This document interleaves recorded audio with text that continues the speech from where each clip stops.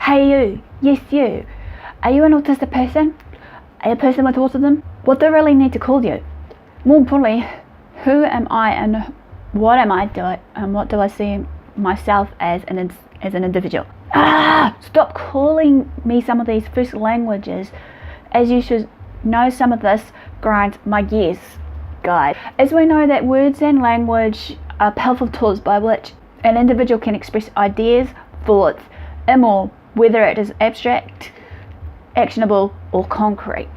I myself as an individual know firsthand and understand wholeheartedly and full done well that language and the meanings towards words can very much impact someone no matter who and what they are as a person. We as individuals, I believe, do to attach to some of these words very much for impact and influence, and even more so for developing and changing the attitudes that we have towards the subject and all matters of discussion. That's why many people I've spoken to or heard from are easily insulted or upset by the everyday word choices that we have. I am here today to try and explain to you all right now about this topic, as this is really controversial for many of us that are autistic. So you may be wondering what this topic is about.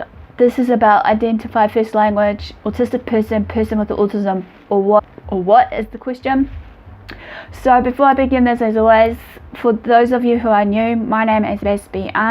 I create and advocate to you all about autism and mental health, as well as in saying this, I do a variety of fun and games via through traveling, you may have seen in the past of Father Light and so much more. So if you're into any of these and more, feel free to smash that subscribe button on the bottom right hand corner and turn on the notification bell so don't miss any future videos, as I usually post, as I said, Monday, Wednesday, Friday, but that may subject to change. But keep on the lowdown of looking out for me either through my social medias listed below also, so that you can keep up to date with me.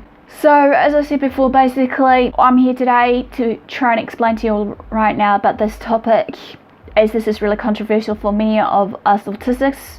And this is just as a heads up before I begin, this also is just based on what I've experienced in the past and present, as well as also what has been shared in the autistic community. Basically also in saying this, after using my time talking to some people in the autistic community to how they may feel of these everyday first language terms that we use. So, and all for the do, also please respect me into what I'm about to share with you all, because this is based on my opinions and experiences. This will be much appreciated.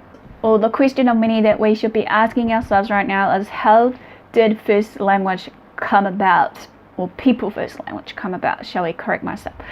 People first language is also known or called as people first language, which is a linguistic description which will usually put a person before the actual diagnosis of any kind, and in this case the many terms that I've just used right now for autistics.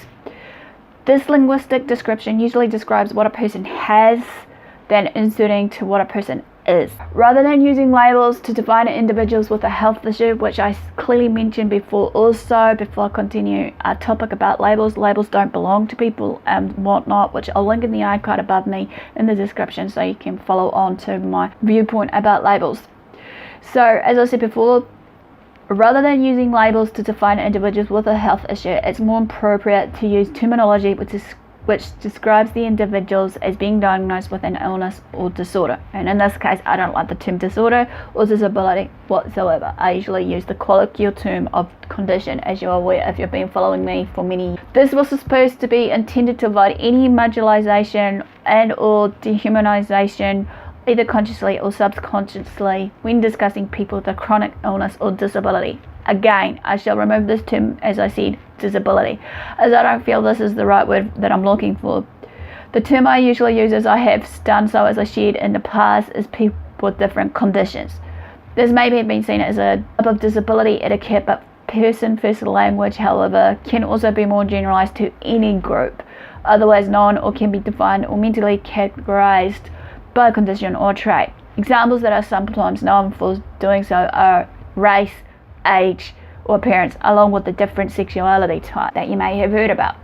Person first language usually avoids using labels and or adjectives to define someone, utilizing terms such as a person with diabetes or person with alcoholism. Instead of what we hear is like mentality, a diabetic or an alcoholic. With this being said, however, the intention here is that the person is seen first and foremost as a person with some given specific trait or characteristic. Some advocates that I've spoken to or even heard from usually have a person first language point to the failure to mentally separate the person from the traits or characteristics. The person is either inherently bad or inferior, leading to the point where discrimination has taken place.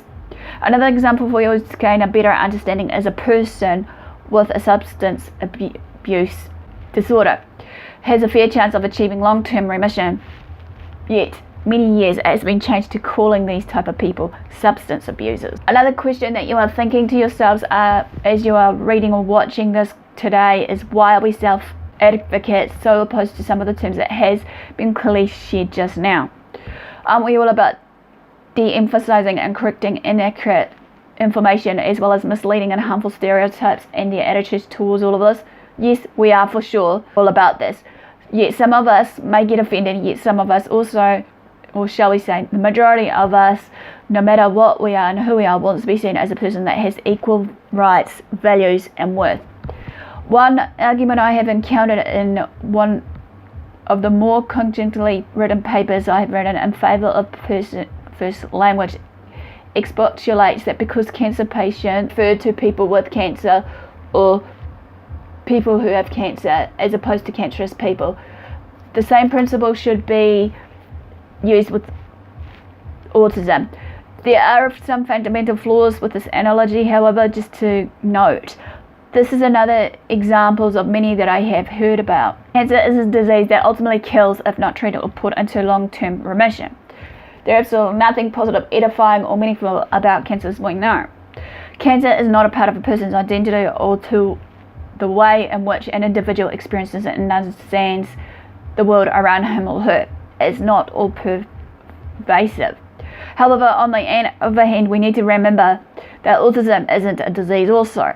As I've clearly shared this so many times, what autism is, which I'll link in the iCard and in the description box below me, so that you can gain a better understanding of this if you've not seen this already, as well as many other video related topics in this matter. I've clearly shared that it's a neurological and developmental disorder, or shall we say condition. It has now been classed as a disorder, yet this is really disabling in many varied ways for us autistics. For the criticism, there has been some critiques that has objected that people first language is has been objected basically as awkward, repetitive and makes you feel some tiresome reading and writing. A sociologist by the name of C. Edward Vaughan has, as well as a long-term time activist for the blind, argues that since in common usage positive pronouns usually precede nouns, the awkwardness of the preferred language focuses on the disability in a new and potentially negative way.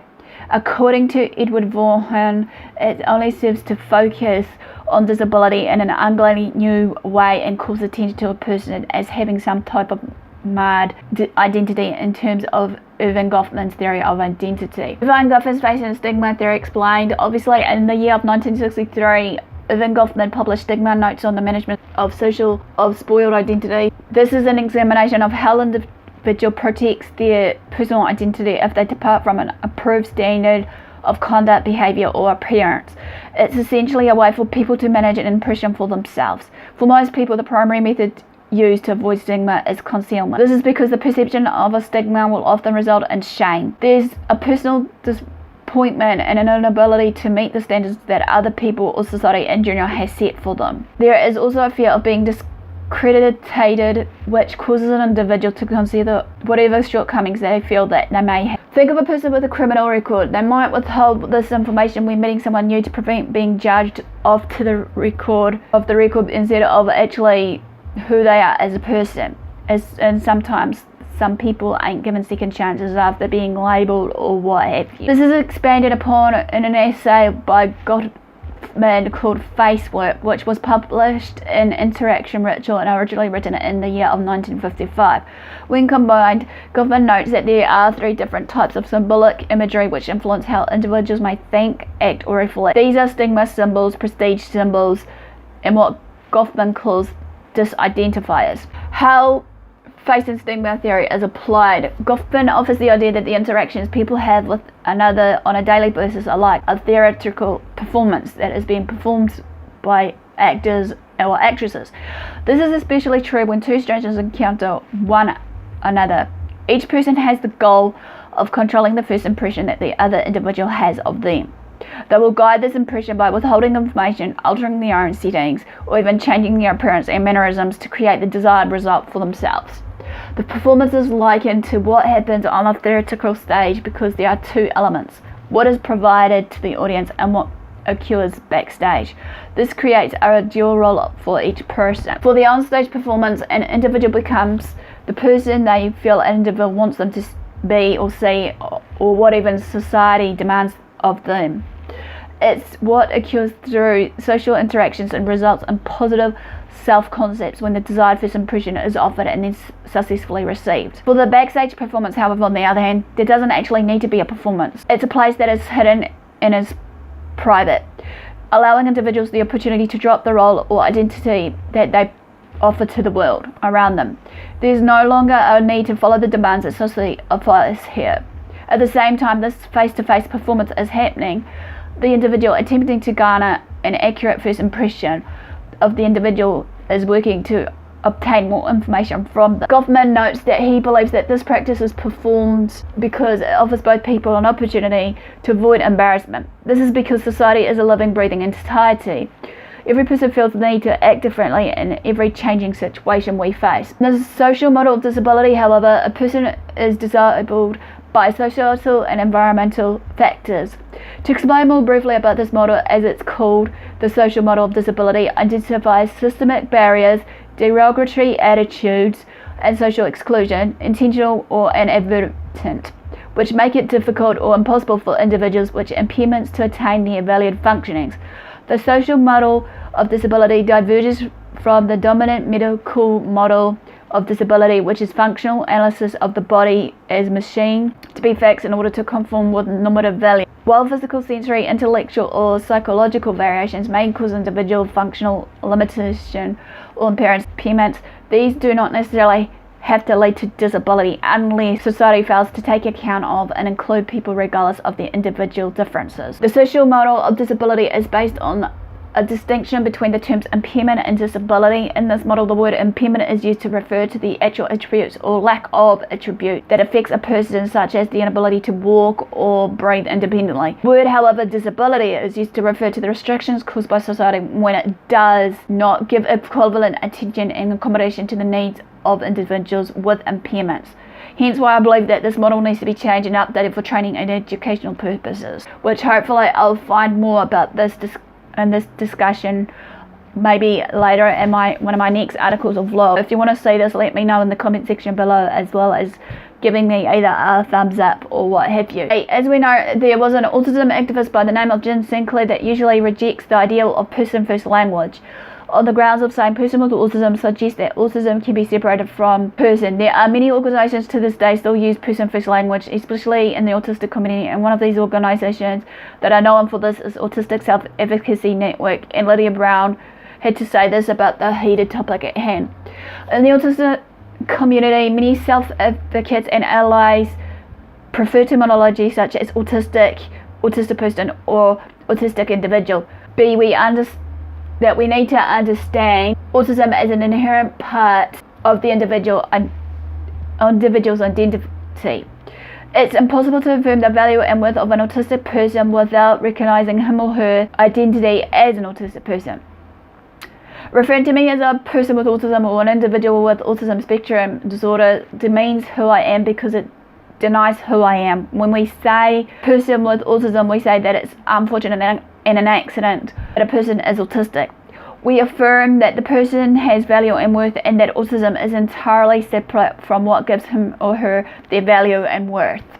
In fact, we are saying that autism is detrimental to value and worth as a person, which is why we separate the condition with the word with or has. Ultimately, what we are saying when we say person with autism is that the person would be better off as not an autistic, and that it would have been better off if he or she has been born typical. What I found most interesting in reading most of the selection of the articles and blog posts, along with trying to get as much involved in the autistic community, is that many of the same arguments are used for both positions, but with different sides, however. naturally coming to very divergent and contradictory conclusions.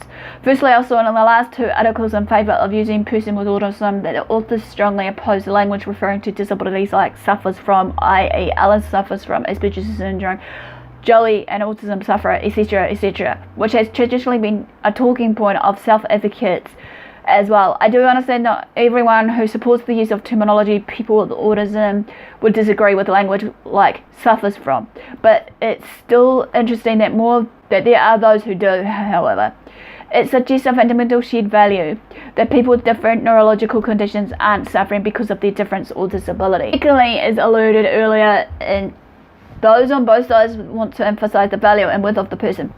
Person-first language advocates believe the best way to do this is through literally putting the noun identifying person before any other identifiers. As noted in one of the other articles opposing person-first language, however, English is a language that puts adjectives before the nouns, whereas there are multiple languages that also place adjectives after nouns. In Spanish, for example, person with autism is known as persona con autismo, while autistic person becomes persona autistica. In both cases, autism autistic follows the noun. Person-first language opponents believe the best way to do this is by recognizing and edifying the person's identity as an autistic person, as opposed to shunting an essential part of the person's identity side in favor of political correctness. It's impossible to affirm the value and worth of an autistic person without recognizing his or her identity as an autistic person. Referring to me as a person with autism or an individual with autism spectrum disorder demeans who I am because it denies who I am. Lastly, what's most interesting that is the shared expressed sentiments that using or not using person-first language is necessary to change and shift social attitudes toward autistic people. Turning to the premise of this article or video, however, this is the sole reason why this debate continues to be argued on a daily, however, and why many people on both sides regularly emerge upset and feel personally attacked. Language does play a large role in shaping social attitudes, but let's think for a moment about what we are doing when we use these terms. When we say a person with autism, we say that it's unfortunate an accident that a person is autistic. We affirm that the person has value and worth, and that autism is entirely separate from what gives him her value or worth. In fact, we are saying that autism is detrimental to value and worth as a person, which is why we separate the condition with the word with or has. Ultimately, what we are saying here is when we say a person with autism, that is what the person would be better off if not autistic, and that it would have been better if he or she had been born typical. We suppress the individual's identity as an autistic person because we are saying that autism is somehow or something inherently bad, like a disease. Yet when we say autistic person, we recognise, affirm and validate an individual's identity as an autistic person. We recognise the value and worth of that individual as an autistic person. That being said, though, however, being autistic is not a condition absolutely irreconcilable with regarding people as inherently valuable and worth something. We affirm that individuals' potential to grow and mature, to overcome challenges and disability, and to live a meaningful life as an autistic. Ultimately, though, we are accepting that the individual is different from non-autistic people, and that's not a tragedy, and we are showing that we're not afraid or ashamed to recognise these differences.